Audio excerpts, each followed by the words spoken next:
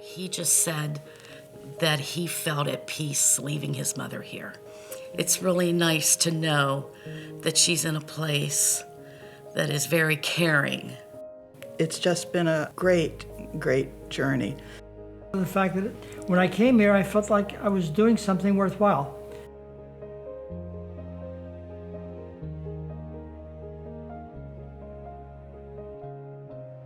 The mission of the villa is really consonant with the mission as we describe it as members of Sisters of St. Joseph. It's the place where neighbor meets neighbor. Primarily it was the sisters who ended up honing that original mission statement, which really in substance has stood up over the years.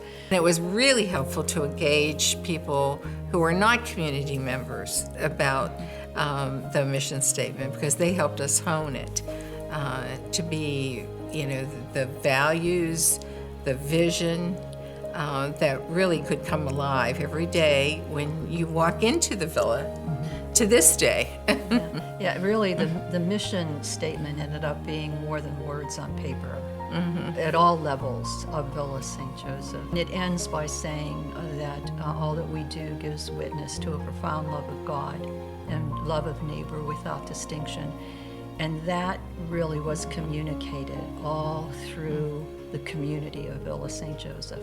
It wasn't stagnant on the wall. From employees right at orientation, all the way through our meetings, it's at the top of every agenda. It's in front of mind. And I think for so many organizations, the mission is something that's not really alive for them. And I think it's always been kept alive by the staff and the board at Villa St. Joseph. The mission of the Villa St. Joseph is to provide care to the neighbors, to provide care to the sick.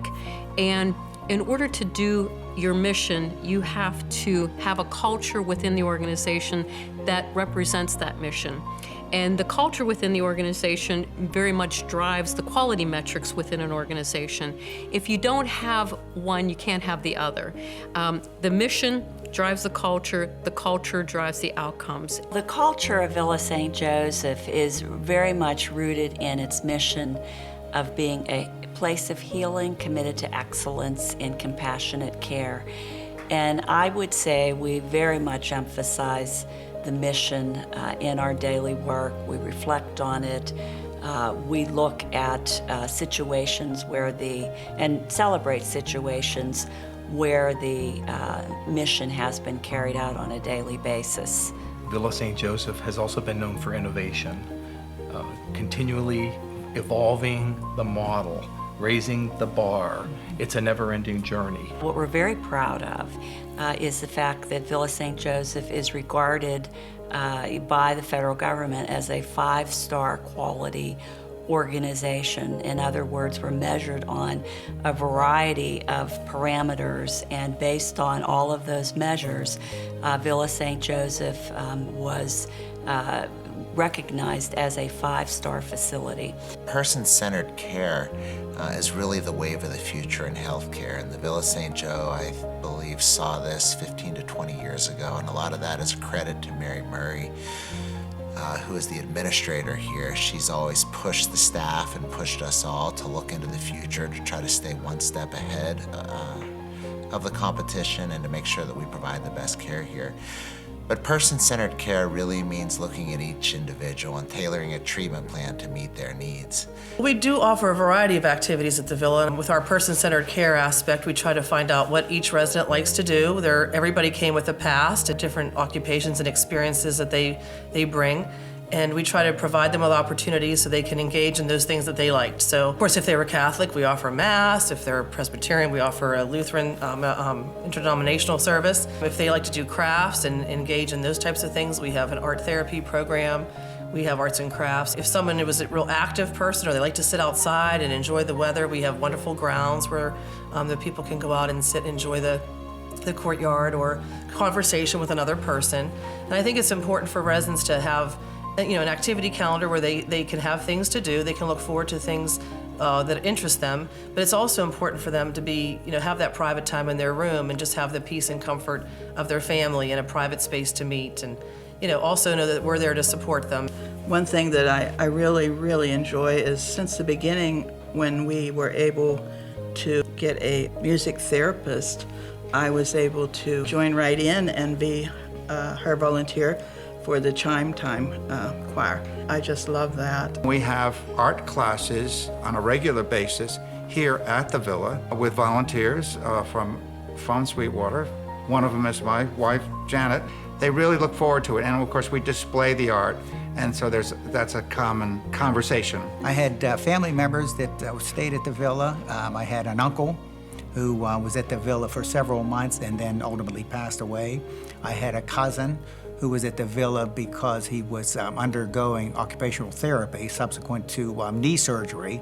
So he spent some time here, and they were both absolutely extraordinarily impressed and did absolutely a wonderful recovery. My mother-in-law, Anna Brown, is here on Fontbont, and that's the Alzheimer's unit. I can tell from where she was before and when we brought her here, just the difference. You could see it in her face.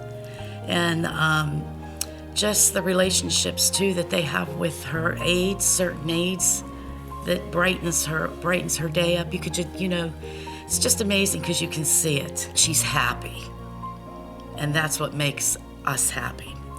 What we give, we get back 100-fold from all the love of the residents. They treat us like family. I mean, we really are like family, and it's just a special connection we have with all the residents and the staff at the Villa.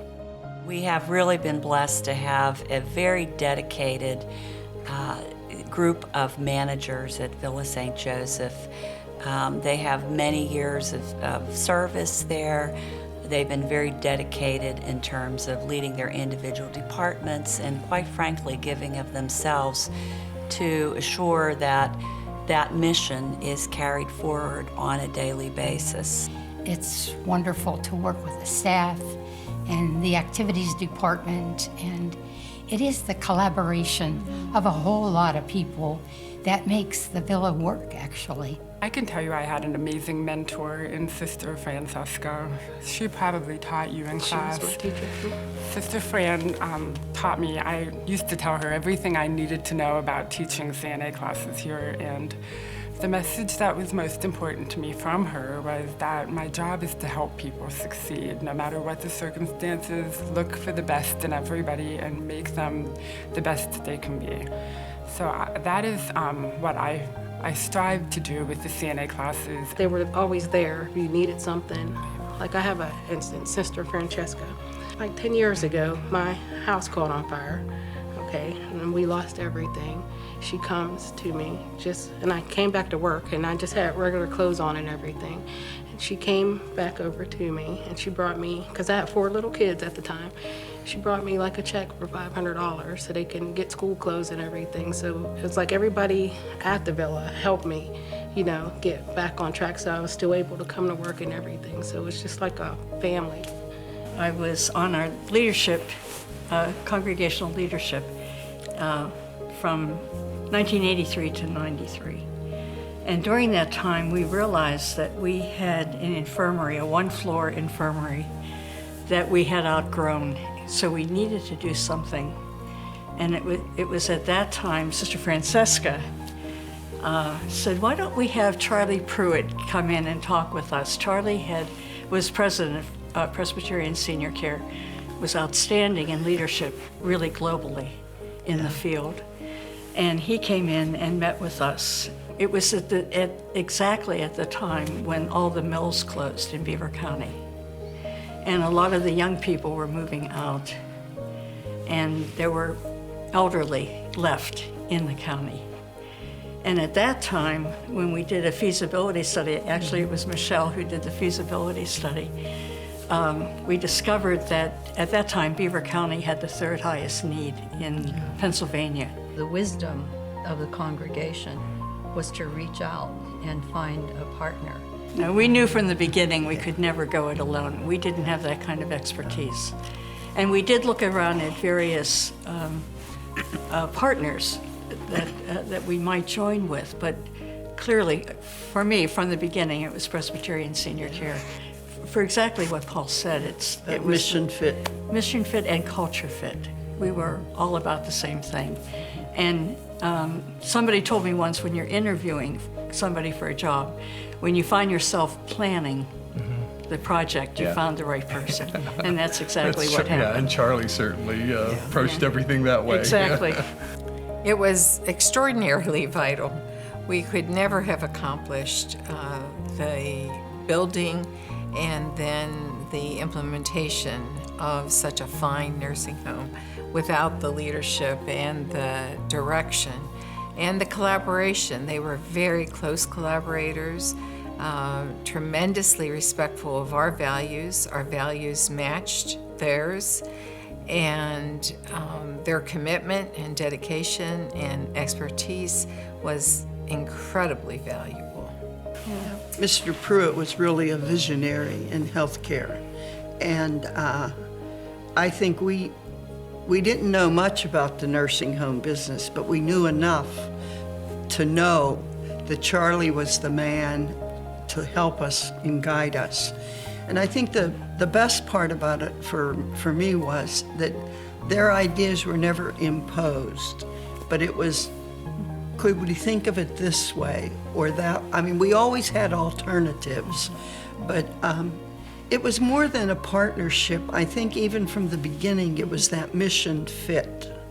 And after visiting some of the Presbyterian Senior Care facilities, we could see what we were dreaming of existed as a reality already. I can remember on the windy dedication day, just walking in that building after we did a blessing and thinking that, yes, we will have young children, because at the time we had the academy, and on this end we would have the those in need of care.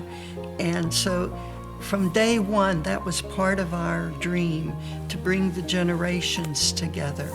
And when I go over and see families coming and bringing their children, or the school children going over, that tells me that it was more than a dream, it's a reality.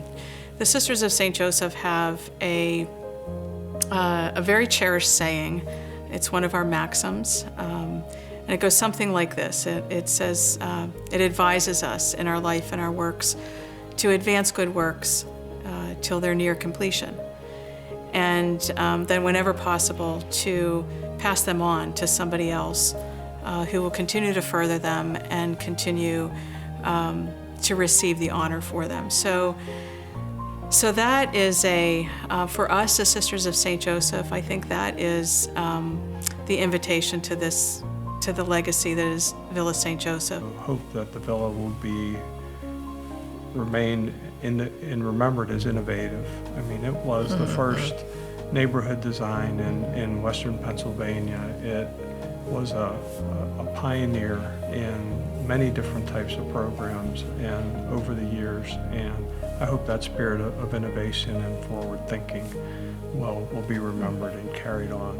I offer the deepest gratitude of our sisters to so many, to our friends, our supporters, our benefactors who really helped us shape the Villa in those early years and to continue to support it, to acknowledge our friends and our colleagues, longtime colleagues and companions from Presbyterian Senior Care. I thank too Paul and Jim and Mary and Andy and all those who have been with us over the years and have really just their vision, their leadership,